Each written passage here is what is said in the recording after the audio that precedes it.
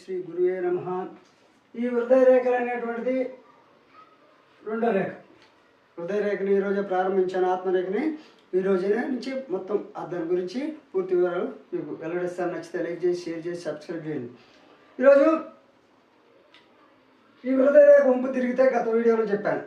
అయితే ఈ విధంగా వంపు తిరిగిన ఆత్మరేఖల హృదయ రేఖ ఉన్నవాళ్ళు భౌతిక వాంఛ కన్నా మానసిక వాంఛ ఎక్కువ కోరుచుందరు. వీళ్ళు ఈ విధంగా వంపు తిరిగిన రేఖ ఉన్న వాళ్ళు మంచిదే, కానీ భౌతిక వాంఛ కన్నా మానసిక వాంఛ అంటే మానసికంగానే అతను అంతా చేసినట్టు ఊహించుకొని అంత కలలు కనుకుంటారు. మానసిక వాంఛ అంటే అది. భౌతిక వాంఛ అంటే కష్టపడి పనిచేసేది. భౌతికంగా పనిచేసేవాడు భౌతిక వాంఛ. కష్టపడి పనిచేసి ఫలితం ఆశిస్తే అది భౌతిక వాంఛ. మానసిక వాంఛ అంటే కళ్ళలోనే కంట్లోనే మనసులోనే అనుకుంటా ఉంటాను, నేను అటు చేశాను, అది మానసిక వాంఛ. హృదయ రేఖ వంపు బారి ఉండి చిటికిన మేర కిందుగా పోయినా పురుష లక్షణాల్లో కామోద్రేకం తరపును. ఈ విధంగా వంపు తిరిగి ఉంటే పురుషుల్లో కామోద్రేకం అధికంగా ఉంటుంది. ఈ హృదయ రేఖ వంపు తిరిగి ఉంటే పురుషుల్లో కామము అధికంగా ఉంటుంది. మళ్ళీ ఇక్కడ ఉండే రేఖలు కూడా కొన్ని చూసుకోవాలి. ఇక్కడ ఈ యొక్క ఇక్కడ ఉన్న పెళ్లి రేఖలు, వివాహ రేఖలు ఎంత కష్టంగా ఉన్నాయో అవి కూడా చూసుకోవాలి. అదేవిధంగా మానసిక కామవాంఛలు రెండు రకాలు. మానసిక కామవాంఛ అంటే మనసులోనే ఆ స్త్రీని నేను పెళ్లి చేసుకున్నాను, లేకపోతే ఆ పురుషుని నేను పెళ్లి చేసుకున్నాను, కోటీశ్వరుని పెళ్లి చేసుకున్నాను, కోటీశ్వరాలని పెళ్లి చేసుకున్నాను అని కలలు కంటానే ఉంటాను. చేసుకునేదిలో ఏముండదు. దాన్నే మానసిక వాంఛ. ఆ స్త్రీతో షికారుకు పోయాను, ఆ స్త్రీతో పార్కుకు పోయాను అంటే అది మానసిక వాంఛ. భౌతిక వాంఛ అంటే నిజంగానే పోవడం. కాబట్టి ఈ వంపు తిరుగుంటే మానసిక వాంఛ ఎక్కువ ఉంటుంది. మానసిక కామవాంఛ భౌతిక కామవాంఛ కలిగిన రెండు రకాల వ్యక్తుల వల్ల దాంపత్యం జయప్రదం కాదు. భౌతిక వాంఛ ఉన్న ప్రమాదమే, మానసిక రెండు సమపాళ్ళలో ఉండాలి. మానసిక వాంఛ ఉండాలి, భౌతిక వాంఛ రెండు ఉంటేనే మనసులో అనుకోవాలి, ప్రాక్టికల్గా చేయాలి. అప్పుడే జీవితం అనేటువంటిది, దాంపత్యం అనేటువంటిది జయప్రదం అవుతుంది. మనసులో కూర్చొని నేను సంసారం చేశాను, పిల్లలు కన్నానంటే కుదరదు. మానసికంగా ఆలోచించాలి, దాన్ని ప్రాక్టికల్గా చేస్తే పిల్లలు పుడతారు, భార్య సుఖపడుతుంది. అదేవిధంగా వివాహం యందు ఈ రేఖ వల్ల వధూవరులు రీతులు తెలుసుకునే వీలు కలిగే రేఖ ఇది. వివాహ సమయంలో ఈ రేఖను చూసి వధూవరుల యొక్క అంటే మానసిక వాంఛ వల్ల, శారీరక వాంఛ, మానసిక వాంఛ ఉండేవాళ్ళ, భౌతిక వాంఛ ఉండేవాళ్ళ, లేకపోతే రెండు ఉండేవాళ్ళ అనేటువంటిది తెలుసుకోవాలంటే ఈ యొక్క ఆత్మరేఖ అనేటువంటిది చాలా ఉపయోగము. అంటే వివాహం యందు ఈ రేఖ వల్ల వధూవరుల యొక్క రీతులు, వాళ్ళ యొక్క గుణగణాలు తెలుసుకునే వీలు కలిగే రేఖ ఈ ఆత్మరేఖ. అదేవిధంగా శారీరక సౌఖ్యమును ఎక్కువగా కోరు వ్యక్తులు అంటే శారీరక సౌఖ్యమును ఎక్కువగా కోరు వ్యక్తి మానసిక ఆనందంతో తృప్తిపడు స్త్రీని వివాహమాడి తాను ఆనందం పొందలేక తాగుడు అంటే శారీరక సౌఖ్యం ఎక్కువ కోరుకునే వ్యక్తి. అంటే మనసులోనే ఎక్కువగా శారీరక సౌఖ్యాన్ని కోరుకుంటారు, సంసారాన్ని కాదు. శరీరాన్ని కోరుకునే వాళ్ళే కానీ ఆయన జీవితాన్ని కోరుకోరు, ఆయన సంసారాన్ని కోరుకోరు. శారీరక సౌఖ్యం ఉంటే చాలు, ఆమె ఎట్టన్నా పని పెళ్లి చేసుకొని శారీరక సౌఖ్యం ఇచ్చేస్తే ఆమె ఎట్లా జరగని ఈయన ఎట్లా పని. మానసిక ఆనందంతో మానసికంగా ఆనందపడుతూ తృప్తిపడు స్త్రీని ఆనందంతో తృప్తిపడు స్త్రీని వివాహమాడి తాను ఆనందం పొందలేక తాగుడు వ్యభిచారం ఎక్కువై సంసార నాశనములకు కారకుడగును. ఈ విధంగా వంపు గల రేఖ వల్ల. అదేవిధంగా భార్య వల్ల ఈ ఆత్మరేఖ చెప్పే విషయాలు. భార్య వల్ల వదలబడి దుఃఖ సాగరంలో మునిగిపోదు. ఒక్కొక్కసారి భార్య వదిలేసి వెళ్ళిపోతుంటుంది, వీడు దుఃఖ సాగరంలో మునిగిపోతుంటాడు. పురుషులు ఎక్కువగా భౌతికత కోరేవారే ఉంటారు. ఈ ఆత్మరేఖ గురించి చెప్పే ముందు ఈ ఆత్మరేఖ ఈ విధంగా ఎక్కువ ఉంగుంటే పురుషులు ఎక్కువగా భౌతికరతి అంటే నాకు సుఖాన్ని ఇస్తే చాలు అనేటువంటి ఆలోచన సార్లే, మిగతా ఏమీ లేదు, నా మామూలుగా నేను కోరుకున్నాను నా పక్కలోకి వస్తే చాలు అనేటువంటి భావము ఈ యొక్క హృదయ రేఖను బట్టి ఆ పురుషుని యొక్క లక్షణాలు తెలుసుకోవచ్చు. పురుషులు ఎక్కువగా భౌతికత కోరేవారే ఉంటారు. స్త్రీలలో ఎక్కువ మంది రతిక్రియకు ముందు ముద్దు ముచ్చట్లని, అలుగులని, బ్రతిమాలించుకోవటాలు, అలింగనాలు, కామతృప్తి, కామోద్రేకము కలిగించుటటువంటి కామోద్రేకం కలిగించినటువంటి వినోదాలకి ఆసక్తి పడి కొద్ది లక్షణాలు ఆకరణ రతి జరిగి సంతృప్తి పొందు వారే ఉంటారు, సంతృప్తి వారే ఉంటారు. అంటే ఈ ఉదరేఖ వంగి ఉన్నవాళ్ళు. ఇలాంటి వారి వల్ల మగవారికి సంతృప్తి ఉండదు. అంటే స్త్రీలు ఏం చేస్తారంటే శారీరక స్పర్శకి ఎక్కువ ప్రాధాన్యత ఇస్తారు.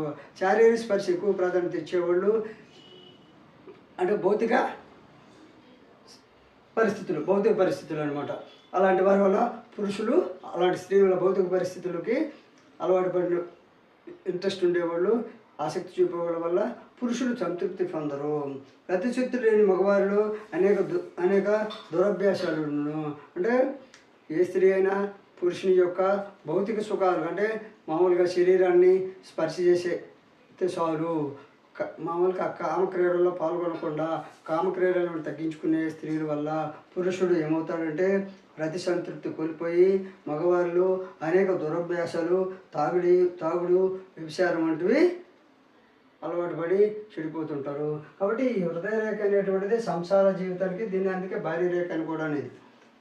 అదేవిధంగా స్త్రీలు కూడా అలాంటి ఆలోచనలు ఉన్న స్త్రీల్లో అంటే స్పర్శ ద్వారా తన శరీరాన్ని స్పర్శించేస్తే చాలు అనేటువంటి సుఖం కోరుకునేవాళ్ళు, పరిస్థితులు అలాంటి ఆలోచన అసలు ఉండేవాళ్ళు, మానసిక కామాంచ, భౌతిక కామాంచ అనేటువంటి భౌతికంగా మనిషిని తాగితే చాలు అనేటువంటి అవాంఛ ఉండే స్త్రీలలో ఎక్కువగా హిస్టీరియా మొదలగు జబ్బులు గోచరించును. హిస్టీరియా ఇలాంటి జబ్బులు వచ్చును. అంటే మానసికంగా ఆ విధంగా ప్రిపేర్ అయిపోయి ఉంటారు. మానసిక జీవితాన్ని పూర్తిగా తారుమారు చేసేది స్త్రీ పురుష వాంఛ అనేటువంటిది తన జీవిత సంసారాన్ని పూర్తిగా మార్చే అటువంటిది. అభివృద్ధికి తోడ్పడేది రతి, కుటుంబ అభివృద్ధికి తోడ్పడేది రతి. దీన్ని పవిత్రతగా ముఖ్యమైనదిగా భావించాలి. రతి అనేటువంటిది పవిత్రతగా భావించాలి, ముఖ్యమైనదిగా భావించాలి. అదేవిధంగా స్త్రీ పురుష ఆకర్షణ అనేటువంటిది ప్రకృతి సిద్ధము. స్త్రీ పురుష ఆకర్షణ అనేది ప్రకృతి సిద్ధము.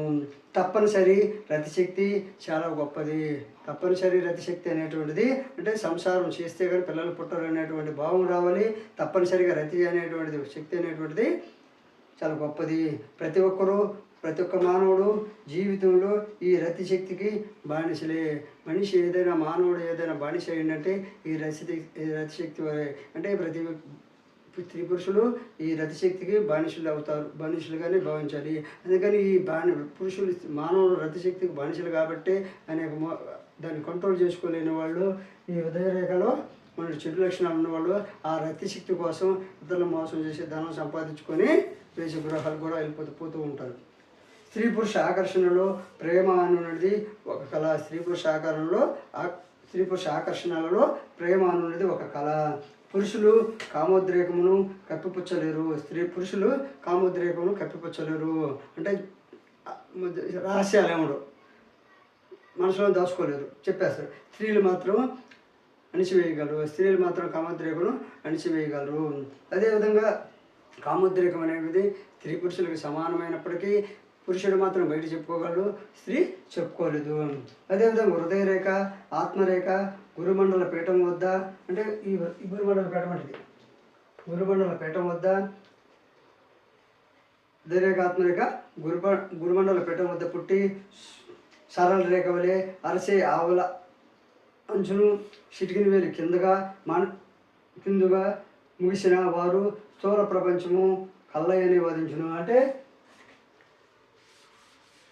ఈ రేఖ అనేటువంటిది వంగకుండా స్ట్రైట్గా ఉంటుంది. చూడండి సక్కంగా హృదయరేఖ, ఆత్మరేఖ ఉన్నవాళ్ళు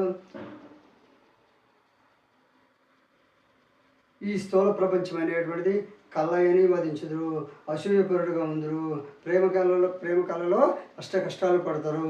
స్త్రీవాంఛ వీరికి ఎక్కువగా ఉండేది. సక్కంగా విధంగా ఉంటే పురుషులకి స్త్రీవాంఛ ఎక్కువగా. అదేవిధంగా తమ భార్యను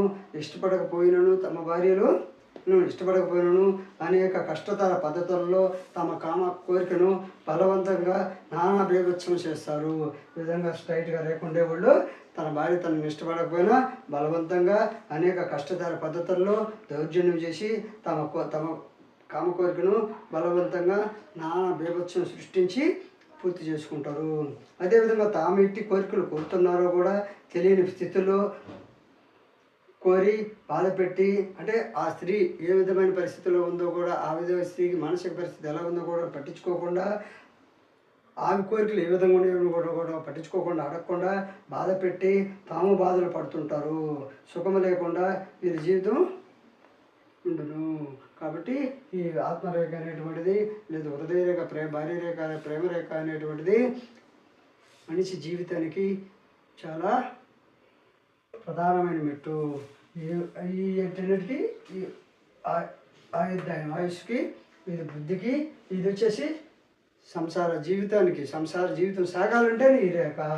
ఒక ఉద్యోగంలో ఒక మనిషి బాగున్నాడా మంచోడా కాదో తెలియాలంటే ఈ రేఖను చూస్తే చాలు, మోసగాడా కాదని. కాబట్టి వీడియో నచ్చితే లైక్ చేయండి, షేర్ చేయండి, సబ్స్క్రైబ్